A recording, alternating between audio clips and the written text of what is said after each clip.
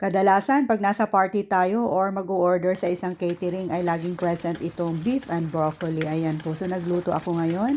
Tamang-tama pang hapunan ni Habi.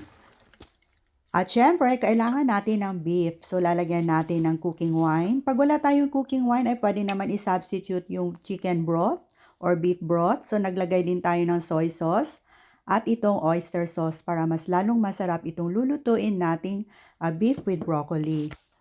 Nilagyan nga pala natin ng konting sugar at saka 1/2 teaspoon of sesame oil. Ayan. Dagdag aroma po dito sa ating lulutuing beef with broccoli. At pagkatapos ay lalagyan natin ng about 1 and 1/2 tablespoon of cornstarch.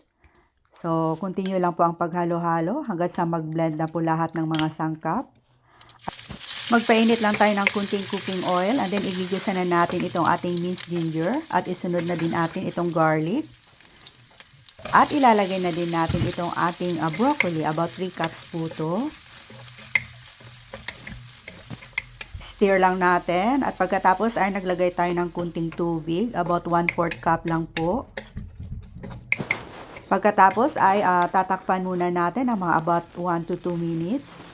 Kailangan hindi ma-overcook itong ating broccoli. Masarap kasi yung medyo crisp pa po.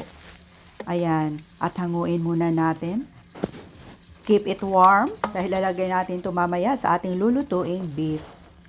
At pagkatapos ay magpainit lang tayo ng kunting cooking oil. At ilalagay na natin itong ating na-marinate na beef. So, lutuin lang natin hanggat sa mag-brown po itong ating karne. Ayan, ipagpatuloy lang po ang paghalo-halo, stir fry until no longer pink. Para maluto ng bahagya ay naglagay tayo ng konting tubig, about 1/2 cup. And then nilagyan natin ng konting seasoning at saka asin at paminta ayon sa inyong panlasa. Tatakpan muna natin at lutuin ang mga about 10 to 12 minutes. And then ayan, paghalo-haloin na natin. Pag medyo matigas pa po yung karne ay pwede naman kayong magdagdag ng tubig. At pag okay na to ay ilipat na natin sa isang serving plate. Naku, ang sarap. Pwede din naman habang niluluto nyo itong beef ay ilalagay nyo na yung broccoli. Pero sa akin mas gusto ko yung ilalagay sa itaas as toppings. Ayan. Para mas maganda naman tignan at parang presentation na rin natin. Ayan.